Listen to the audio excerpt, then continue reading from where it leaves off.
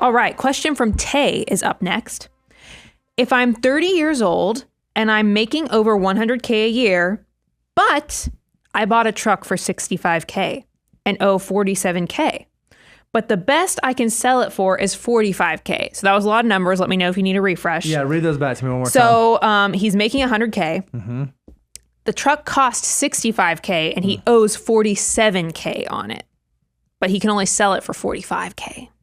So the big question, that's kind of the setup. The question is, should I get rid of the truck, taking that $2,000 hit and get something cheaper because he's out of the rule? Or what do you think? When I hear that you bought a $65,000 truck and you got a $47,000 loan, I don't know how long you borrowed money on it, but I do know that right now, if you're following our 23-8 principle, where you got to put 20% down, you can't finance for any more than 3 years, and the total car payment can't be more than 8% of your gross income. If you finance $47,000 over 3 years at present interest rates, I'm not going to do the public math on that, I bet that's a pretty cumbersome car payment. Well, I mean, just take $47,000. Mm-hmm. That doesn't, if you divide that by 36, you can see that the payment's well over $1,000 a month. That's a big cut. Now, look, it sounds like you could only sell this vehicle, and this is by the way, this is why we have rules like this, is so you can see cars, despite what social media told you for the last 2 years, cars depreciate. They go down rather quickly, and probably the nicer the car, the more depreciation there is. I'm not going to go on a luxury car rant like I did in the past, but it is true between the high fuel costs, between the high maintenance costs. People finally reach their point. They're like, get the heck away from this. So I know you probably put out there that you owe 47, the car's only worth 45, thinking that we're going to say that $2,000 spread, that negative equity is enough to not want to sell it. But no, I think sometimes you have to take it on the chin, because if your payment is over $1,000 a month and you're already well over our 23.8 without doing the public math, you could correct this within a month or two. I mean, because I think about the affordability of cars, because you can go out there and get you a Toyota, a Honda, I'm thinking, Corolla, Civic, CRV, RAV4s, all those things depend on what your needs are. And you can do that for $25,000 or less. Yep.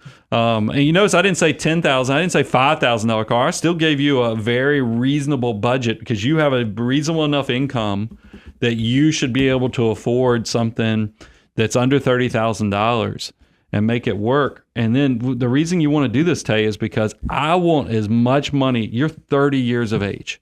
If you want to know the money multiplier for a 30-year-old, it's 23 times, meaning every dollar that you either save and invest or spend had the potential to become $23 at retirement.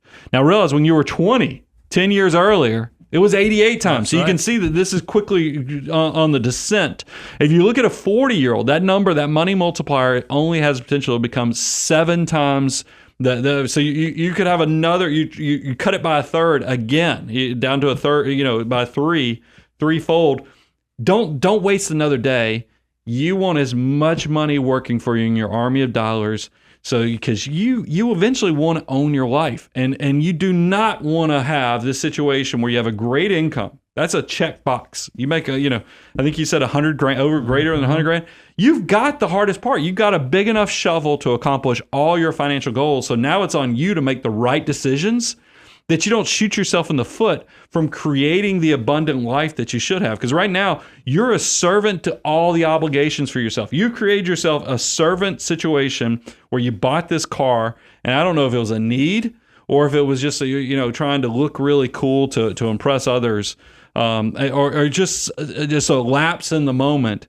You got to get away from that and recognize, if you can just devote the next 15 to 20 years of not living like a miser, I'm not saying, but just be devoted to the discipline, so that you can actually let your money work harder than you can with your back, your brain, and your hands, you're going to have that great, big, beautiful tomorrow that I talk about. And look, I love that you're watching our content, Tay, and I think this will just be a moment in time. And I look forward to you giving us feedback after you get rid of the monster truck and get into something a little more reasonable, so that you actually feel really happy as you're driving down the road, because a paid for car does drive great. Yep.